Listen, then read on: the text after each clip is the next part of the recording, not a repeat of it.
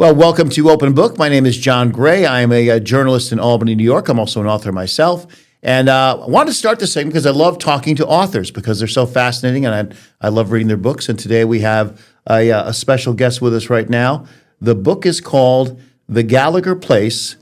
And Julie, I want to ask you, how do you pronounce your last name? I don't want to get it wrong. It's door, just like opening a door. Oh, like opening a door. And just like opening this book, it's that simple. Well, first of all, thank you for coming on and doing this interview. We do appreciate it.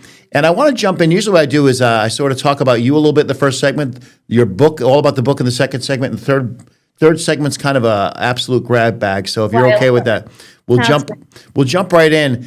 One of the reasons I was excited to talk to you is, people think of authors. It has nothing to do with talent. People, you can be young and have talent, but it can take a long time to get through the craft and get good at it and find an agent who will even answer your phone calls, let alone get a book deal, let alone get a book up on its feet. It can be kind of tricky. And I was so excited to see you've done this at a fairly young age. Tell me a little bit about you. I mean, where did you? I know the book is sort of set in the Hudson Valley. Is that where you grew up? Yes, I grew up in the Hudson Valley in Pine Plains. Small town. Half of my family is from there. So my grandparents on my mother's side were dairy farmers, which is kind of a classic Hudson Valley story. They had a family-owned dairy farm around the 80s. It just couldn't keep up, so they had to sell the cows. My grandmother and grandfather transitioned to selling vegetables at a market on the side of the road. So they managed to keep the land, but I kind of grew up very fascinated with that story and fascinated by the other farmers in the area who had similar stories, some sadder than that one, and that was a huge inspiration for the book. I don't live in the Hudson Valley now. I live in Brooklyn, but I was writing and working on this manuscript throughout my 20s. And constantly trying to tap into what I had seen as a child. Did you go to college to become a writer, or did this kind of come to you later? Did you go study writing and literature and things and say, this is what I want to do? Yes, I was an English major. I always knew that was where my passion lay and what I was good at, to be honest. I don't think I'd be great at anything else. However, it's the path, as you mentioned, is filled with twists and turns. So after I graduated college, I actually have had a lot of jobs. I worked in sales for a while. I was cold calling. And then I worked as a barista for a long time. I'm a teacher now, but writing was always there in the spare time I could find. I've been writing and rewriting, pitching, querying agents. That was always by my side. Did you start writing novels, or was it more like short stories, even poetry? What kind of stuff did you like to write when you were younger, and did it progress? I always knew I wanted to write novels. I used to write short stories when I was young, and then right after college, I was trying to write short stories. I am not very good at short stories, actually. I'm very long-winded. So finally, I just said, I've got to go big, as daunting as it is to consider writing a full-length manuscript, but it is really about persistence, consistency, finishing one thing, accepting that maybe that's not good enough, starting again, that process. It's a long process, but to me, it's really rewarding. And the feeling of finishing a complete draft of something is one of the best feelings. Oh, certainly. Did you know, I know when I wrote my first novel, I didn't know if I could do it. I just had to sit and try. Exactly. And people laugh when I tell the story. It's 100% true. I'd read a million books, but if you said to me, well, how many words are in that? I would say, well, I know The Stand by Stephen King had a gazillion words, and I know Pet Sematary had less words, but our John Grisham's this had that.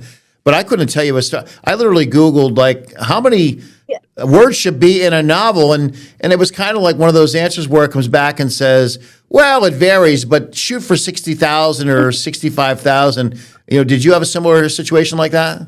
Actually, yes. I never really had a sense of how many words when I was younger. And then I remember reading somewhere that The Sun Also Rises by Ernest Hemingway is 50,000 words. So it's quite a short novel. So I always remember thinking, well, 50,000 words is The Sun Also Rises. If it's twice as long as The Sun Also Rises, it's 100,000 words. Right. So, but then for a period of time, I was freelance writing. I was ghostwriting romance novels for ebooks, basically.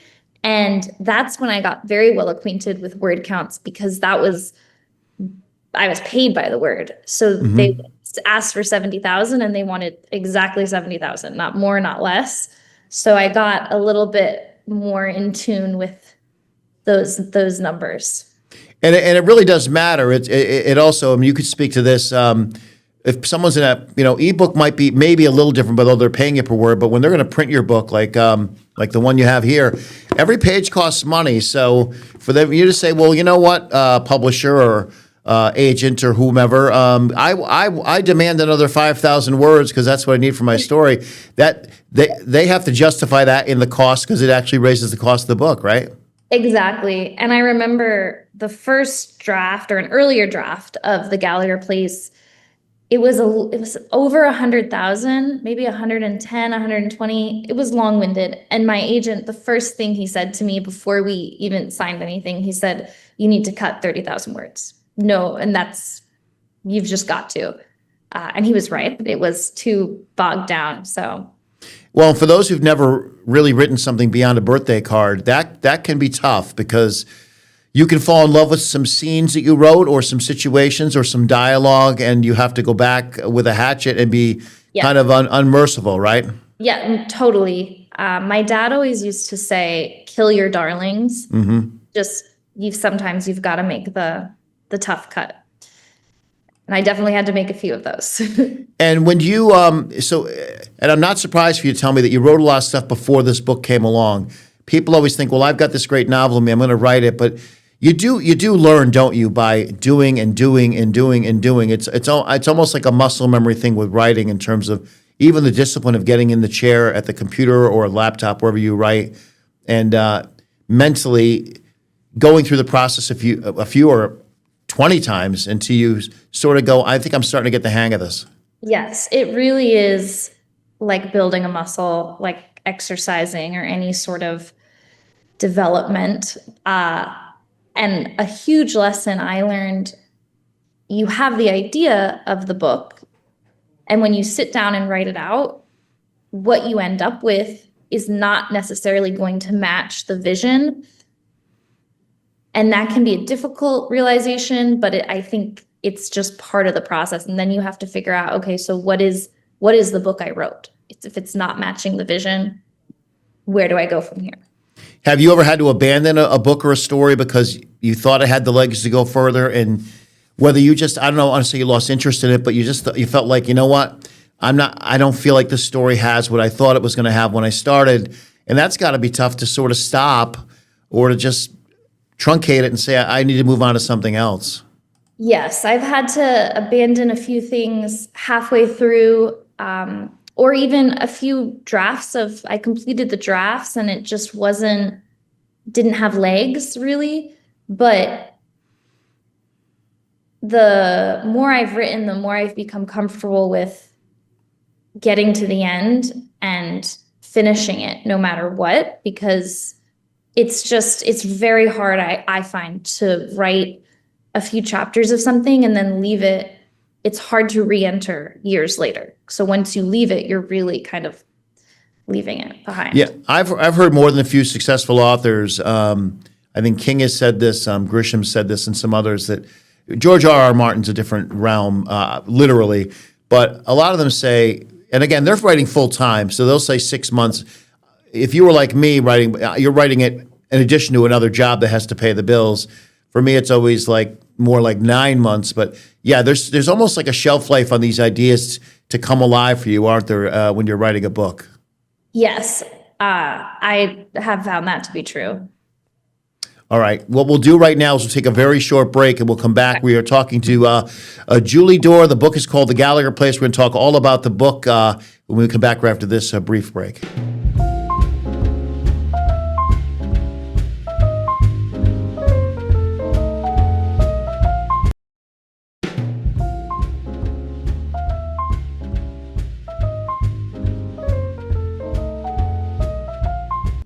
All right, welcome back. We are joined by author Julie Dorr. The book is called The Gallagher Place.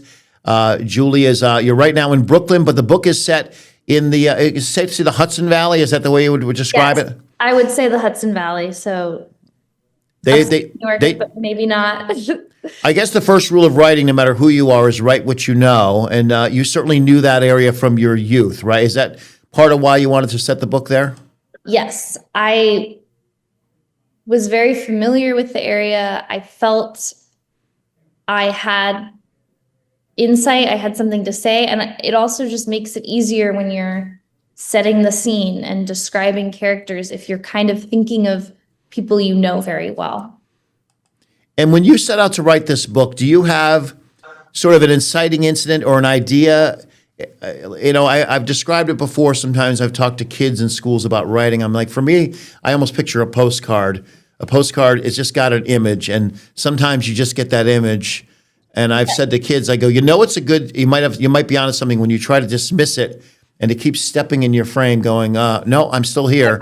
I mean, did you sort of have a moment like that? Not a eureka moment, but where. Did you see something? Did you hear a song on the radio? Did something just pop in your head in a dream where you said, "That's interesting. Where did that come from?" And that could be an interesting a book. Yes, it was very similar to that. For this book in particular, it was around Thanksgiving. I was with my family in upstate New York, and we were taking a walk. It's a very common activity in upstate New York. Sure. Take a walk, and we were in this field kind of behind some cow fields, old cow fields. And there was a hunter's tent because hunters had been out hunting deer. And I just had this idea, what if there was a body in the tent? And it was this weird thought. Obviously, there was not a dead body in the tent, but that was kind of the vision, this idea that a family takes a walk and they find a body. And that is the opening chapter of the novel. And that has been kind of the opening chapter throughout all the iterations of it, because it was like you said, the postcard that got me into it. Right. And for those, we don't want to give away the whole story here, but from what I've taken from the stuff your publisher has sent me, a body is found and your main character is Marlo Fisher, right? Am I getting that name right? And yes, this is an event happening now, but it also triggers something that happened from her past, which really becomes a turn in the story, I imagine. Yes. So as the investigation begins to the current body, the family, and Marlo specifically, revisits a mystery from the past. When she was a teenager, her best friend disappeared. And she has to kind of go back into her old memories, her childhood with her brothers, her friendship. She has to question what was going on with the friendship and question her own memories, really, to figure out exactly what happened and if and how it connects to the current mystery and the current timeline. Do you know when you write, and would you describe this as strictly a mystery and murder mystery kind of thing? Is that the fair way to describe it? Yes, I would call it a mystery with thriller elements. Supernatural elements or no? It's not supernatural, just suspenseful. Got you. And when you get this idea, the body in the tent, and you think that's interesting, do you write that first chapter, or do you start sketching out a whole story ahead of time? Trying to kind of put the frame of the house up, if you will, before you really start diving in to tell the story. Yes, I typically, sorry, I'm on a call right now. So I typically start at the beginning and write through it. I don't outline over much. I find it's easier to just write and find where the flow of the story takes me. Yeah, I've heard it said the first draft is strictly for you, and then every draft after, you have to be thinking about the reader, the publisher, the agent, the person who might pick it up at Barnes and Noble 5 years from now and thumb through. How some people will do it. They'll literally stand there and read the first 7 pages of your book, and then I'd never want to be standing there when they're doing it, because if they start making faces and put it down, you'll want to jump out a window. But we never want to see people as they're reading. You'd rather hear the nice comments after. But yeah, did you in this case where you just kind of jump in and go, and You must get surprised though as a writer. I'm guessing where and I don't know if you're like me. I can sometimes be away from the computer and walking or doing something else, and it's almost like part of your brain's always working on the story and Yes. tapping you on the shoulder, saying, "Hey, Julie, what if this?" And you go, "Oh, that's interesting."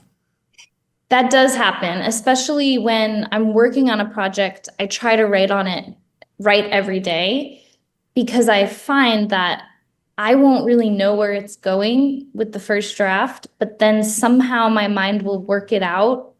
So I'll end writing for one day and I'll think, I actually don't know what is going to happen next. And then when I sit down by the next day, something has clicked into place. And so it really is like this first draft, I'm finding out what's going to happen. Which is kind of fun for you as a writer, isn't it? To have these things sort of reveal themselves to you. It's not just labor; it's also discovery. Yes, it's exciting. I get surprised sometimes. And have you had to go into the story where you're like, I didn't look at how many chapters this is. I'm guessing some people's you can't guess because some chapters in books can be 2 pages and some could be 20. Yeah. I'm guessing it's 20 or 30 chapters. Have you found where you're 17 chapters in, you think of something interesting, and you say, you know what? If I do this, I've got to go back now to chapter 2 where I introduce this character and put something in that explains why this is here. Yes, I've had moments like that. And if it's something that I can quickly do, I usually do it. If it's a more deep structural edit, I tend to finish and then go back and do the deeper revisions once I have a complete draft. Did you know the ending of this story before you got to the end, or did it sort of reveal itself in those later chapters? No, I didn't know. I felt like I was Marlowe, kind of figuring it out, discovering things, rediscovering things. And there was a moment I thought, oh, it's going to be this. And then it ended up being something else. So that was probably one of the most exciting parts of the process. Well, yeah, it makes it exciting for you to get in there and say, I even surprised myself a little bit. Yes. And then the kind of funny part of that is later when you're revising, and I've known for a long time, obviously, I've been revising this for a while, you forget the feeling of being surprised. So when I was really deep in revisions, I felt like I'd been staring at this manuscript for ages and I couldn't see it anymore at all. I said, I don't even think there's a twist. I think it's just there, it's obvious. And it is a weird feeling. I will never experience the book again because now my time with it is past, basically. No, I know exactly what you mean. And did you also find writing it? I know in the book I most recently did, a twist came to me later, and then I had to go drop a few seeds, but I had to be like very judicious. Like I don't want to. This is a tricky thing for writers, and I imagine, especially writing a mystery, it must be true for you. I have to give you something, or you're going to accuse me of, oh, well, that's ridiculous. That just came out of nowhere. That you took the cheap way out. You just, the butler did it. We never even met the butler. Yeah. But if I go too heavy-handed with it, you're going to see it coming from a mile away and say, oh, I knew it all along. It's almost like when you watch an episode of Law and Order, you can kind of figure out the guy they didn't arrest in the first 20 minutes is the one they're going to arrest in the second half hour. Yeah. As I love mysteries and thrillers, so as a reader, I never like the person coming out of left field, the random. I do believe it has to kind of be the one that's there the whole time, even if it's not the most obvious. That's where I really rely on readers. So I've had so many of my friends and family just read it, and I've literally just been asking them, what did it feel like to read it? What did you think? Who did you think was guilty? Did it feel believable, basically? And I need other readers to tell me that. That's been very valuable feedback. Right, and you have to be able to take it and not take it too personally. And if three people all say the same thing, okay, then maybe that was okay. I might have went off the rails a little bit there. All right, what we'll do is we'll take another brief break. We're back with the author, Julie Dorr. The book is The Gallagher Place, and we'll talk and have our final segment on this and more on the book coming up right after this.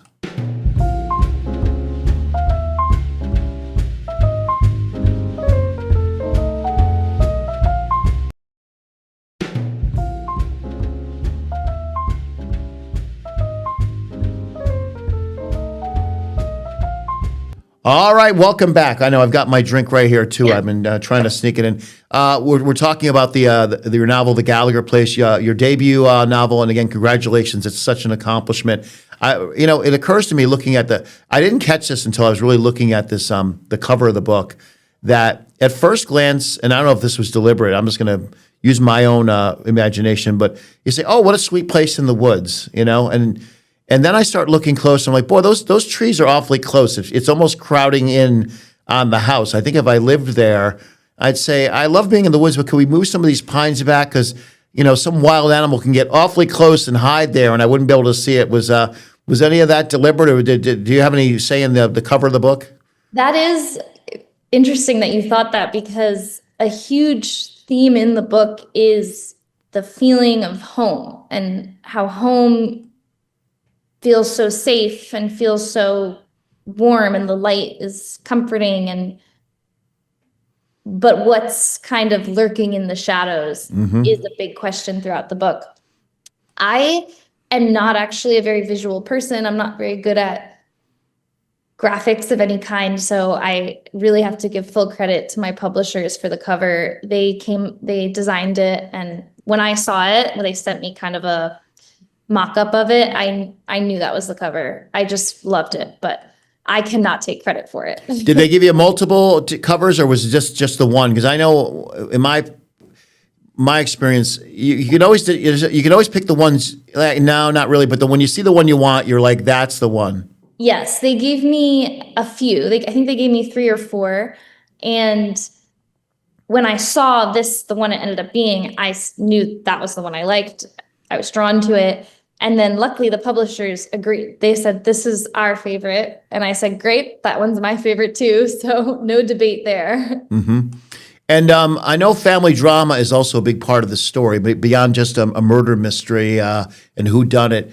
Talk about that just a little bit. And you have to be careful, because we all want to draw up experiences, but you don't want relatives or people you're close to you going, Julie, am I the rude neighbor or something or other? Yes. So the main character, Marlo, does have 2 brothers, and it's a very interesting relationship with her brothers. I have 3 brothers. So my brothers think that it's about them. It is fiction. I'm lucky. My brothers are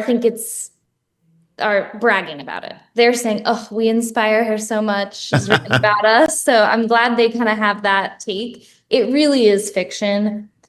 Even when I'm drawing from my own life, sibling relationships, or sure, you start with something that might be real, or maybe the initial description of a character is based on someone you know. But as you write and the story takes it in whatever direction it's going to go, I find that by the end, it truly is fiction. It's no longer, even if you started with a real model.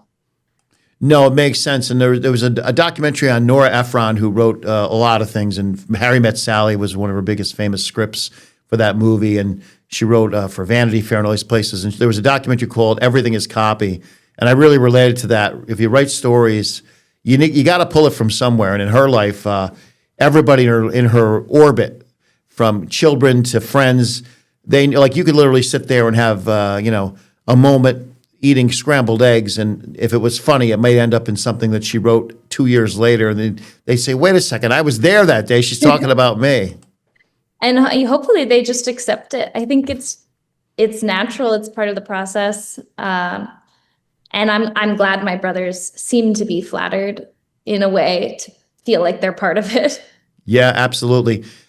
When does the book, is it out right now, or is it in pre-sale right now? What's going on with the sale? You can pre-order it now. It's out everywhere December 2nd. So you can order it online or go to your local bookstore and Barnes & Noble. So December 2nd, get it for your friends, family, Christmas gift. Right. Well, and it's nice to see authors out there getting book deals and doing books, because I know everybody likes to watch TikTok and 6-minute videos, but 6-second videos, I should say, not 6 minutes. That'd be an eternity for somebody on TikTok. Truly. But it's tough. It's tough to get book deals these days, and you should be really proud of yourself that you did this. Was it hard to get an agent and hard to get a publisher? It must have taken you a while. Yes, it took a while. I think I, at some point, adopted the mentality of acceptance. Might take years and years and years, but I'm gonna try. I'm gonna do my best. I'm gonna be persistent.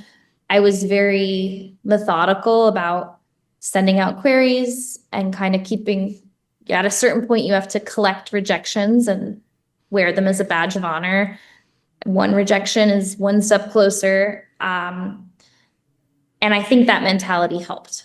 The Yeah. mentality of I'm gonna keep trying. Yeah, I think it was in the book on writing by King where he talks about the craft, and some people love that book, some don't. I found some interesting stuff in there, but one of the chapters might have been called "Get a Bigger Nail" because he had a nail in a room at his home with all the rejection slips, and they got so thick that the nail was falling out of the wall, and he reached out to somebody and they said, "Well, get a bigger nail." Then you have to keep writing. I mean, that's the key, isn't it? Getting in front of that laptop or typewriter or notepad, whatever your process is, and doing it.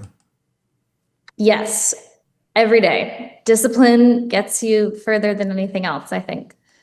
All right. My little box is saying we're running out of time, so I'll have to wrap this up. The book is called The Gallagher Place. It is a novel, it is a mystery, and we hope you'll go out and get it. Julie Dorr, thanks so much for doing this interview. Thank you for having me. It's Thank great you. talking. Thank you so much.